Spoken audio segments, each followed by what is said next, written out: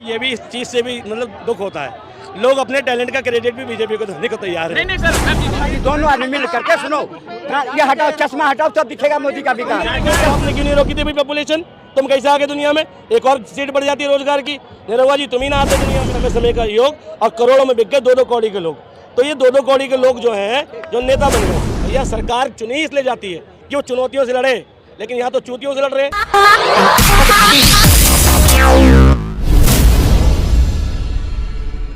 मोदी जी जहाँ भी जा रहे जनसभा कह रहे कि 10 साल में जो किया वो ट्रेलर है सिर्फ एक, बाकी अभी बहुत कुछ बाकी है, फिल्म बाकी है अभी। हाँ, तो फिल्में चल रही है देश में और फिल्में कभी सच नहीं बोलती हैं। फिल्मों में ड्रामा भरपूर होता है, मोदी जी ने भरपूर ड्रामा किया। एक्टिंग भरपूर होती है, मोदी जी ने एक्टिंग भरपूर करी। फिल्मों में रियल लाइफ से लेना देना, समाज का आईना जरूर होती हैं, लेकिन कुछ फिल्में, मोदी जी की जो फिल्म है वो साउथ की ओवर एक्शन ड्रामा मूवी है, ठीक है। जो ट्रेलर तो उन्होंने दिखा दिया, रो भी लिए, धो भी लिए, कोरोना आया, कुछ नहीं कर पाए, लाखों करोड़ों मजदूर पैदल गए, कुछ नहीं हुआ, बिल्कुल ट्रेलर है, ठीक है। देश में ना कुछ हुआ है ना होगा। क्या लगता है 24 में कौन आएगा? 24 में कौन आएगा इसकी बात तब होनी चाहिए जब चुनाव निष्पक्ष हो, ठीक है। चुनाव आयोग पर ही सवाल है अभी तो, क्या चुनाव सही तरीके से हो रहा है नहीं हो रहा, आने की तो बात छोड़ दो। डेमोक्रेसी बची नहीं बची, इस पर बात की जाए। मोदी जी एक और नारा दे रहे और बीजेपी वाले एक और नारा दे रहे, अब की बार 400 पर। क्या लगता है सीटें आ पाएगी बीजेपी को? देखो, मोदी जी अगर 400 पार कह रहे हैं तो मेरे को इतना कंफर्म है कि मोदी जी अपने काम के बेसिस पर नहीं कह रहे हैं। ये सिर्फ और सिर्फ ईवीएम की सेटिंग, अधिकारियों के उनकी पॉकेट में होना और तंत्र पर उनका कब्जा, उसके बेसिस पर वो कह रहे हैं कि 400 पार, बाकी और कोई बेसिस नहीं है। अगर वास्तव में 400 पार हैं तो किसी भी चुनावी कैंपेन में, किसी भी रैली में मोदी जी अपने काम नहीं गिना रहे। उन्हें राम नाम का सहारा लेना पड़ रहा है, मंदिर मस्जिद करना पड़ रहा है, देश को, ठीक है, कम्युनलवाद की तरफ बढ़ाना पड़ रहा है, ठीक है, विभाजन करना पड़ रहा है देश का शब्दों से, पॉलराइजेशन की ज़रूरत पड़ रही है। वास्तव में अगर उन्होंने काम किया, काम गिनाए, काम तो किया ना, इसलिए तो अभी तो विकसित भारत बन चुका है। तो विकसित भारत बन चुका है जब से हम आए हैं। एक लाइन ऐसी लाइन है जिसको शुरू में सुनो तो खुशी होगी और बाद में सुनो तो यकीन नहीं होगा। वो लाइनें अच्छे दिन आएंगे, कन्फर्म आएंगे, लेकिन मोदी जी लाएंगे ऐसा नहीं है। तो मोदी जी अच्छे दिन नहीं ला सकते। जो काम मोदी जी ने जितनी कीमत वसूली है इस देश से उस काम को करने की, इस देश को डेवलपमेंट पे लाने की, सड़कें बनाने के जितना टोल टैक्स वसूला है पिछली किसी सरकार ने नहीं वसूला। तो इतनी कीमत अगर देशवासियों को चुकानी है डेवलपमेंट को लेकर कि भाई देश में कम्युनलवाद बढ़ेगा, ठीक है, देश का सोशलिज्म ख़त्म हो जाएगा, देश का भाईचारा ख़त्म हो जाएगा, तो इस डेवलपमेंट का क्या करेंगे हम? कोई फ़ायदा नहीं है। अभी एक और मोदी जी कह रहे जहाँ भी जा रहे भाषण दे रहे, रघुकुल रीत सदा चली है, प्राण जाए पर वचन ना जाए। मोदी जी जितने भी वचन दिए सारे पूरा किए, कह रहे हैं वो। हाँ, एक तो 2 करोड़ रोजगार वाला वचन उन्होंने पूरा किया, ठीक है। नोटबंदी में 50 दिन मांगे तो 50 दिन में ही समस्या सॉल्व हो गई थी शायद, ठीक है। मजदूरों की लॉकडाउन जो था वो हर बार बढ़ता गया, प्रॉब्लम सॉर्ट आउट हो गई थी। वचन में ऑक्सीजन की शॉर्टेज नहीं रही थी और लाखों लोग जो भारत में मरे, ठीक है, वो भी वचन का हिस्सा था, ठीक है। मोदी जी की जो इकोनॉमी थी, ठीक है, 5 ट्रिलियन की, वो भी वचन प्राण चला गया, वचन पूरा हो गया। मतलब कहाँ वचन रहा मोदी जी का? कहीं भी वचन नहीं है। और किसी भी भ्रष्टाचारी को बख्शा नहीं जाएगा। वो वचन तब कहाँ चला जाता है जब हेमंत विश्व शर्मा पार्टी में आता है, छगन भुजबल आते हैं, नारायण राणे आते हैं, वचन कहाँ है? कहीं नहीं है। कह तो रहे मोदी जी ना खाया है ना खाने दूंगा किसी को। नहीं, मोदी जी खाते नहीं हैं, मोदी जी पीते हैं, ठीक है। हाँ, उन्होंने क्या किया है, मशीन लगा ली है। अब पहले खाना खाएंगे तो पचाएंगे, फिर ग्लूकोज में परिवर्तित होगा, फिर एनर्जी आएगी। मोदी जी ने सीधा फैक्ट्री लगा ली है। अब सीधा अपने दोस्तों को मदद पहुंचा देते हैं। अब पैसा आएगा फिर मदद देंगे, नहीं, सीधा अडानी को प्रोजेक्ट दे देते हैं, सीधा बड़ी बड़ी कंपनियों को दे देते हैं। यानी जो चीज़ प्रक्रिया के बाद मिलेगी वो डायरेक्ट मिलेगी, तो खाते नहीं है, सीधा दान दे देते हैं। क्या लगता है भैया मोदी जी के राज में विकास हुआ है कि नहीं? भाई साहब जो बोल रहा है सही बोल रहा है। क्या बोलेंगे? और मैं तो बोल ही रहा हूँ, कुछ नहीं हुआ भाई साहब मेरी नज़र में। एजुकेशन के ऊपर क्या काम किया मोदी जी ने? कितने शिक्षा संस्थान बने हैं ये बताओ, ठीक है। तुम कहते हो 24 एम्स ही चाहिए देश को 10 सालों में। भाई कांग्रेस की सरकार में तुम एम्स की बात करते हो, एम्स के अलावा भी तो संस्थान बनाए हैं। लाल बहादुर शास्त्री हॉस्पिटल बनाया है, LNJP बनाया है, राम मनोहर लोहिया बनाया है, GTB बनाया है। बताओ 24 एम्स के अलावा मोदी जी की उपलब्धि क्या है? भाई हॉस्पिटल अगर देखोगे तो एम्स एक बनाया है, लेकिन एम्स जैसे कितने हॉस्पिटल बनाए हैं, मोदी जी ने 24 एम्स के लेके झंडा गाड़ दिया। एम्स के अलावा भी तो चाहिए, नगरीय व्यवस्था चाहिए, जिला लेवल पे चाहिए, ग्राम पंचायत लेवल पे चाहिए। कहाँ है सुविधा? नहीं है। सुविधा तो दे रहे हैं, कह रहे हैं कि अब की बार जितवाइए तो हम तीसरी अर्थव्यवस्था बनाएंगे। कहाँ व्यवस्था है? कौन सी व्यवस्था है? ही नहीं। व्यवस्था बताओ कहाँ है, ढूंढ के। बेड नहीं है, ऑक्सीजन बेड नहीं मिलेगा आपको। आज की डेट में ऊपर वाला ना करे कि आपको भी क्रिटिकल कंडीशन हो जाए और आपको आईसीयू बेड चाहिए होगा तो आपको बिना नेता की अप्रोच के बेड नहीं मिलेगा सरकारी अस्पताल में। मोदी जी ने ये व्यवस्था दी है। हर बात पे अप्रोच चाहिए। एक तरफ और इल्जाम लगा रहे हैं बीजेपी वाली, कांग्रेस ने कुछ नहीं किया जब से मोदी जी आए, मोदी की गारंटी चल रही है इस देश में सिर्फ। पुलिस वालों ने रिश्वत लेना बंद कर दी, ये बताओ 10 सालों में। मोदी जी की उपलब्धि में ये बता दो कि किसी भी थाने में जाओ, कोई भी पुलिस वाला किसी भी छोटे मोटे मैटर में बिना पैसे के मान जाता है। ये उपलब्धि है मोदी जी की कि नहीं है? कांग्रेस के टाइम पे पुलिस रिश्वत लेती थी, मोदी जी के टाइम पे भी लेती है। कांग्रेस के टाइम पे भी आईसीयू बेड की दिक्कत थी, मोदी जी के टाइम पर भी है। कांग्रेस के टाइम पे भी महंगाई थी, मोदी जी के टाइम पे भी है। कांग्रेस के टाइम पे भी बेरोजगारी थी, मोदी जी के टाइम पे भी है। कांग्रेस के टाइम पे भी शिक्षा व्यवस्था चरमरा रही थी, मोदी जी के टाइम पे भी है। कांग्रेस के टाइम पे भी यूथ बेरोजगार था, मोदी जी के टाइम पे भी है। उपलब्धि बताओ क्या है? मुझे बताओ क्या उपलब्धि है? आपने अभी बेरोजगारी की बात की, अभी कहाँ बेरोजगारी? अभी देखा अभी बीजेपी के नेता निरहुआ, उन्होंने क्या बोला आपने सुना है ना? हाँ बिल्कुल सुना है। मतलब देखो, इस देश की जनता को सोचना है, तुमने कैसे कैसे लोग संसद में भेज दिए। ऐसे ऐसे लोग क्या डिजर्व करते हैं? एक लाइन याद आ रही है, ठीक है, के बाद समय समय का योग, और करोड़ों में बिक गए 2-2 कौड़ी के लोग। तो ये 2-2 कौड़ी के लोग जो हैं, जो नेता बन गए, ठीक है, मतलब इनका मानसिक स्तर इतना घटिया है, इतना घटिया है कि एक 10वीं क्लास के बच्चे का मानसिक स्तर इनसे अच्छा होता है। कि मोदी जी ने भैया पॉपुलेशन रोक दी तो बेरोजगारी रोक दी, तुम्हारे माँ बाप ने क्यों नहीं रोकी थी भाई पॉपुलेशन? तुम कैसे आगे दुनिया में? एक और सीट बढ़ जाती है रोजगार की। निरहुआ जी तुम ही ना आते दुनिया में, ठीक है? बताओ, निरहुआ जी कह रहे हैं कि भैया वो उनकी खुद की 2 संतान है, जुड़वा संतान है, 3 है, ठीक है। अगर 3 संतान है भैया तुम भी रोक देते। मतलब बच्चे पैदा करने से रोजगार का लेना देना है बिल्कुल होता है जनसंख्या से, जनसंख्या की विस्फोटक वृद्धि से। लेकिन देखना पड़ेगा कि भाई देश में जनसंख्या किसकी बढ़ रही है। तुम बार बार क्लेम करते हो कि मुसलमानों की बढ़ रही है, दूसरे देशों की बढ़ रही है। सऊदी अरबिया की नहीं बढ़ी, कुवैत की नहीं बढ़ी, दुबई की नहीं बढ़ी, ठीक है, ओमान की नहीं बढ़ी। 52 कंट्री है मुस्लिम, कहीं पर भी जनसंख्या की विस्फोटक वृद्धि नहीं है। एक कंट्री अपनी है, जनसंख्या की विस्फोटक वृद्धि है, और बहुसंख्यक कौन है? अपना हिंदू समाज है, ठीक है। तो अगर कोई लोग कह रहा है कि कोई व्यक्ति कह रहा है कि जनसंख्या की वजह से रोजगार नहीं मिल रहा, तो किसको क्लेम कर रहा है वो? बहुसंख्यक समाज के लिए आप बोल रहे हो, ठीक है। सारा क्लेम बहुसंख्यक को दिया जाए, है ना।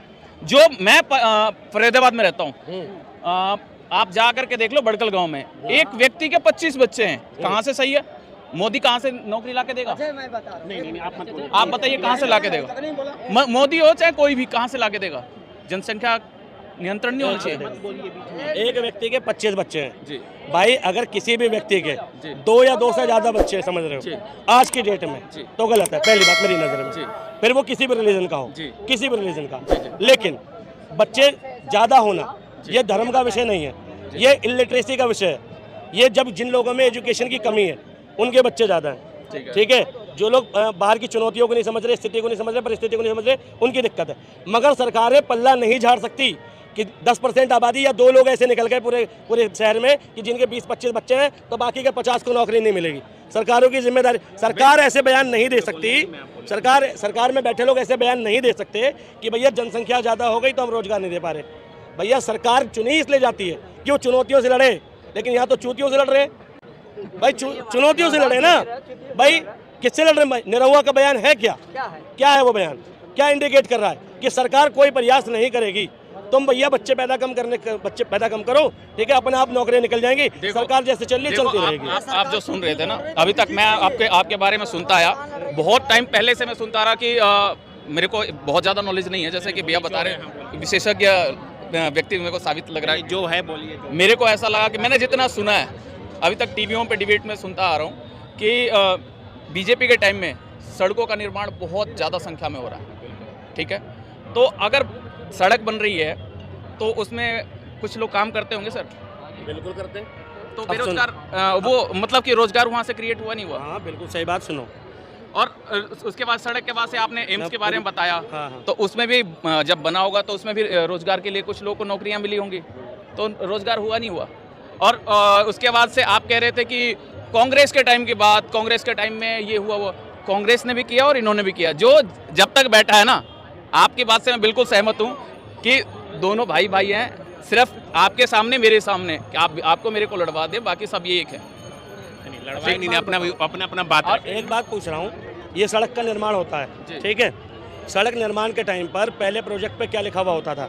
जगह जगह बोर्ड लगे होते थे और लिखा होता था लोक निर्माण विभाग। अभी जितनी सड़कें बनी हैं, कितनी जगह आपने ये पोस्टर देखा? मैंने तो कहीं नहीं देखा। नहीं देखा ना। पहले जब प्रोजेक्ट चलते थे सड़क निर्माण के तो सरकारी चलते थे और रोजगार मिलते थे तो सरकारी मिलते थे। अगर सरकार से नौकरी मांगी जा रही है ना, तो सरकार के अधीन मांगी जा रही है, सरकारी नहीं मांगी जा रही, सरकार के अधीन। सरकार के अधीन मांगने का मतलब ये होता है कि सरकार सही भत्ता देती है। अगर प्राइवेट कंपनी में 400 मिल रहे हैं तो सरकारी में 700 मिलते हैं, ये पता है ना आपको? एक आपको ये भी तो पता है कि अगर उस सरकार के द्वारा काम किया है तो जो काम 10 दिन में होना होता है वो काम 20 दिन में होता है। अभी मेरा बैंक ऑफ बड़ौदा में खाता है, कई बार जाता हूँ ना, मुझे क्या कहा जाता है कि लंच टाइम है सर, और वही प्राइवेट ICI में है मेरा खाता, वहाँ पे इजीली काम हो जाता है। इसका मतलब ये आप कह रहे हो सरकार अब भी काम नहीं कर रही? देखो इसका तो मतलब यही हुआ ना, कहने का मतलब सरकार अब भी काम नहीं कर रही। सरकार काम की गति को बढ़ाने के लिए प्राइवेट कर रही है। काम तो प्राइवेट लोगों ने किया, फिर सरकारी ने काम ही नहीं किया, इसका मतलब ये हुआ। और रही बात इसकी, देखो जो पहले टोल लगता था वो टोल अब कम लगता है, ठीक, ज़्यादा लगता है। रोड टैक्स की जो स्थिति है वो पहले के मुकाबले कम से कम दोगुना हो गई है, ठीक है। जितना टोल अभी सड़कों पर लग रहा है उतना पहले कभी नहीं लगा। मुंबई का अटल सेतु बना ना, ठीक है, क्या हुआ उसमें? एक मारुति स्विफ्ट की जो EMI है वो 10,000 रुपये आती है और उस रोड पर चलने का मंथली किराया कितना है? 12,500 रुपये। तो बताओ ये जायज़ है? ये है ना? ये जायज़ नहीं है। ये यहाँ इंद्रप्रस्थ से लेके छिजारसी तक, हापुड़ तक का टोल 250 रुपये कार का, ठीक है। अब 250 रुपये का टोल अगर आप कार से दोगे 35 किलोमीटर चलने का, ये जायज़ है? सर जब मैं अपनी गाड़ी में तेल फूक रहा हूँ ना, मेरी गाड़ी 7 का एवरेज दे रही है, तो भी तो मैं जा रहा हूँ गाड़ी में अपनी में। अब मैं 7 के एवरेज को गाड़ी लेके जा रहा हूँ, 7 की एवरेज की, तो मैं वो अगर मुझे कहना चाह रहे गाड़ी है मेरे पास तो टोल दे सकता हूँ मैं, ये सुविधा अगर मैं लूंगा, जिस लेवल की सुविधा लूंगा उस हिसाब के पैसे दूंगा। आप गाड़ी में 7 रुपये पर लीटर पेट्रोल दे रहे हो, हाँ जी सर। उस पर भी सरकार को टैक्स दे रहे हो। जब आप पेट्रोल पे टैक्स दे रहे हो तो टोल टैक्स क्यों दोगे? ठीक, पेट्रोल पे टैक्स दोगे तो टोल टैक्स क्यों दोगे? सरकार ने पेट्रोल पे भी टैक्स लिया, फिर टोल पे भी लिया, उसके बाद जब गाड़ी खरीद रहे थे तब भी लिया RTO टैक्स, ठीक है। तो गवर्नमेंट हर तरफ से जनता को क्या कर रही है? लूट रही है भाई साहब। सिर्फ बीजेपी कर रही है? नहीं, बीजेपी ज्यादा मात्रा में कर रही है, कर पिछली सरकारें भी रही थी सारी, ठीक है। अब रही बात इसकी, ये बता दो कि गवर्नमेंट में, मोदी सरकार की गवर्नमेंट में एजुकेशन पे क्या कदम उठाए गए शिक्षा को लेकर, और पिछले 10 सालों में कोई एक चीज सोच के बता दो जो इस गवर्नमेंट ने सस्ती करी हो, जिस पर सरकार का नियंत्रण हो। एक चीज सोच के बताओ, एक चीज सोच सरकार ने सस्ती करी हो। कोई भी 10 सालों में मोदी जी के राज में सस्ता हुआ हो। अब मेरी एक रिक्वेस्ट आप बताइए। सोच लो आप। मैं गांव से चलता था, गांव है मेरा मैनपुरी डिस्ट्रिक्ट, गांव से चलता था। मम्मी जल्दी खाना बनाती नहीं, कहती 4 बजे निकल लो, रास्ते में काम खराब हो जाएगा। वहाँ से 4 बजे आके रात के 12 बजे गाड़ी मिलती थी मुझे ट्रेन, मैनपुरी पड़ा रहता था। फिर यहाँ 7 बजे आता था, 7 बजे यहाँ पहुँचता था सवेरे। अब मैं जब इच्छा होती चल देता हूँ, 5 घंटे से ऊपर नहीं लगते, खर्चा कुछ भी हो। 1000 रुपये की नौकरी करता था मैं, 1500 की, आज 10,000 करता हूँ। 20,000 का ये फ़ोन पड़ा जी। महंगाई बेशक है लेकिन हमारे को तो कोई दिक्कत नहीं। ये जानना चाहता हूँ, आपने कैश लिया है किस्त पे लिया? सर मेरे पास 18 लाख की गाड़ी है और वो भी मैंने कैश ही ली थी। नहीं, और ब्याज पे सर लिया। कैमरे के सामने बोल रहा हूँ, ब्याज दिया है मैंने उसका, मेरे पता है क्या टैक्स आप कह रहे हो टैक्स, तो वो अगर कांग्रेस होती तो भी टैक्स लेती, बीजेपी है वो भी टैक्स लेगी, या कोई भी अगर आम आदमी पार्टी की सरकार हो वो भी लेगी। 18 लाख कैश थे, हाँ जी, ठीक है। माफ कीजिएगा, देश के 70% लोगों के पास 18 छोड़ो 4 लाख रुपए कैश नहीं होते। सब कुछ बहुत बढ़िया। ये बीजेपी के राज में ही करा। ये देखिए, ये तरक्की हुई बीजेपी के राज में। सर बीजेपी के राज में ही करा मैंने। अच्छा, देखिए काम करने वाले के लिए सर काम बहुत है। मैं ये भी इस चीज से भी मतलब दुख होता है, लोग अपने टैलेंट का क्रेडिट भी बीजेपी को देने को तैयार है। नहीं सर, मैं भाई, बीजेपी आपकी अपनी काबिलियत पे चल रही है। वो नहीं, मैं कह रहा हूँ काम करने वाले के लिए काम है। हाँ। और मैं बोल रहा हूँ कि अभी भी देखो आपके सामने मेरे पास ना इवेंट के लिए फोन बज रहा है। आप वही तो कह रहे हैं, आपके टैलेंट है की वजह से फोन बज रहे हैं ना, बीजेपी के थोड़ी टैलेंट दे रहा है। बिल्कुल डिनाई नहीं कर रहा कि आपकी सैलरी ज्यादा नहीं है। मैं सैलरी वैलरी ठीक की है। बात नहीं कर, मैं कहना चाहता हूँ कि आप काम करें तो काम बहुत है मार्केट में। नोएडा जो है ना, नोएडा इंडस्ट्रियल डेवलपमेंट एरिया जो है वो कांग्रेस की सरकार में भी था, पहले भी से था। अगर नौकरियां प्राइवेट कंपनी में ही चाहिए थी तो पहले से नोएडा है, दुनिया भर के संस्थान है, दुकानें हैं, जगह जगह हैं काम करने वाले के लिए। लेकिन कोई बंदा, जितने एजुकेशन संस्थान है देश में, जिस लेवल पे एजुकेशन संस्थान है, जिस लेवल पे MBBS रेडी हो रहे हैं, जिस लेवल पे IIT रेडी हो रहे हैं, जिस लेवल पे IIM वाले बच्चे रेडी हो रहे हैं, उस लेवल पर वैकेंसी अवेलेबल नहीं है। जिस लेवल पर आर्मी की भर्ती के लिए बच्चे रेडी हो रहे हैं उस लेवल पे भर्ती नहीं है। बात है डिफरेंस की कि भर्ती मारने वाले बच्चों की संख्या है लाखों में और भर्ती नहीं निकल रही हज़ारों में। यूपी उसका एग्जाम्पल है, 62,273 भर्तियाँ निकली, फॉर्म 243 और फॉर्म भरने वाले बच्चों की संख्या 65 लाख।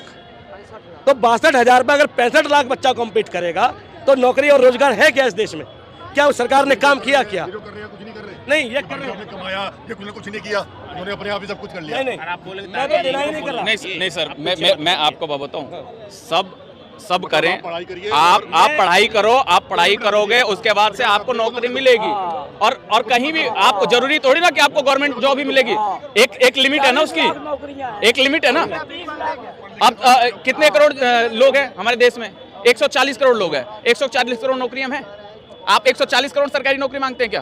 अच्छा, 121 करोड़ लोग थे जब कांग्रेस की सरकार थी। ठीक है, तो तब 121 करोड़ मतलब नौकरियां थी नहीं थी। तो कांग्रेस की सरकार रोजगार के मुद्दे पे घेरते क्यों थे? पिछले सरकार, भाई हमारा धर्म है कि हम सरकारों से हमेशा उम्मीद करें मोर, इंडिया मांगे मोर। सुना था आपने कि जितना है उससे ज़्यादा चाहिए। ठीक है, गवर्नमेंट जितना कर सकती है हमें उससे ज़्यादा चाहिए। अगर प्राइवेट सेक्टर पे डिपेंड रहना तो गवर्नमेंट चुनी क्यों है? अगर हमें प्राइवेट कंपनी में नौकरी करनी है तो गवर्नमेंट चुनी क्यों है? देखो नोएडा में सारी प्राइवेट कंपनियां हैं, 10% 5% सरकारी हैं, 90% प्राइवेट है। लेकिन नोएडा बसाया किसने? सरकार ने। नोएडा में कंपनी लाया कौन? सरकार। तो ये बताओ मोदी सरकार ने ऐसा कौन सा इंडस्ट्रियल एरिया पिछले 10 साल में बसाया? तो टैलेंट से पैसा कमा रहे हैं और लाखों लाख कमा रहे हैं। ठीक है, तो वो सरकार ने दिया रोजगार या वो सरकार की टैलेंट है? वो नौकरी है ना उनके पास। आप कह रहे हो कि नौकरी है ही नहीं, आप कह रहे हो नौकरी बेरोजगार हैं सभी लोग। दिक्कत है कि आप अपने टैलेंट का कंपैरिजन सरकार की जिम्मेदारियों से कर रहे हैं। आपका टैलेंट एक अलग चीज है, सरकार की जिम्मेदारियां एक अलग चीज है। सरकार को काम करना चाहिए, सरकार को रोजगार देना चाहिए और हमें रोजगार मांगना चाहिए। अपने लिए नहीं, अपने भविष्य के लिए मांगो। ठीक है शर्मा जी, दोनों आदमी मिल करके सुनो। ये हटाओ, चश्मा हटाओ, तब दिखेगा मोदी का विकास। चश्मा हटाओ।